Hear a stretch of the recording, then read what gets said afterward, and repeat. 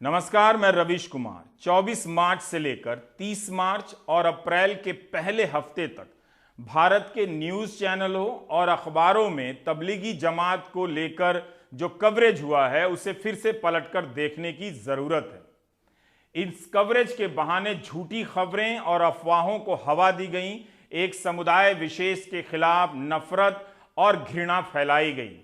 नतीजा ये हुआ कि अच्छे भले लोग भी सब्जी किससे खरीदनी है, बाल किससे कटवाना है, इसके लिए उसका मजहब पूछने लगे। यही नहीं, सरकार की तरफ से भी इसे हवा देने के लिए प्रेस कॉन्फ्रेंस में संक्रमित मरीजों की संख्या में अलग से तबलीगी जमात के लोगों की संख्या दी जाने लगी। इस कारण लोगों में इस तरह की और धारणा फैलने लगी, जबकि ये वो समय था जब सरकार की जवाबदेही तय की जाती, सवाल किए जाते, लेकिन मीडिया ने उन सवालों पर पर्दा डालने के लिए तबलीग को सहारा बना लिया। इसका नतीजा क्या निकला? सांप्रदायिक सौहार्द और खराब हुआ और अंतर्राष्ट्रीय स्तर पर इन खबरों से हम सभी को शर्मिंदा होना पड़ा, अगर शर्मिंदा होते हैं तो। लेकिन हुए तो हैं कुछ, तभी तो जिन चैनलों ने इन अफवाहों को हवा दी, अब वही एंकर ये कहते हुए नजर आ रहे हैं कि एक या दो या तीन के किसी को हो जाने से पूरे समुदाय को आप बदनाम नहीं कर सकते। करने वाले वही थे। ये कोई ऐसी बात नहीं थी कि जो रिसर्च से निकलकर आज आई है, बल्कि पहले दिन से ये बात कही जा रही थी कि ये रोग किसी को भी हो सकता है। दिल्ली के सुल्तानपुरी सेंटर में कोरोना से ठीक हो चुके तबलीग के 4 सदस्यों ने अपना प्लाज्मा दिया है। 300 से अधिक तबलीग के सदस्यों ने दिल्ली सरकार के सहमति फॉर्म पर साइन किए हैं, जो प्लाज्मा दान करने के लिए तैयार हैं।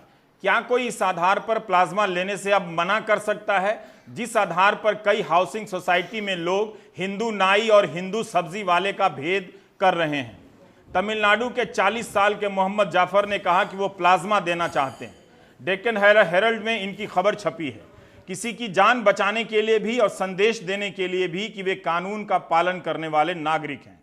तमिलनाडु में भी जमात में शामिल कई तबलीगियों ने अपनी तरफ से कहा है कि वे प्लाज्मा देना चाहते हैं। 21 अप्रैल को तबलीग के प्रमुख साद ने भी प्लाज्मा दान करने की अपील की थी। वैसे इन लोगों के खिलाफ ईडी में भी कार्रवाई चल रही है।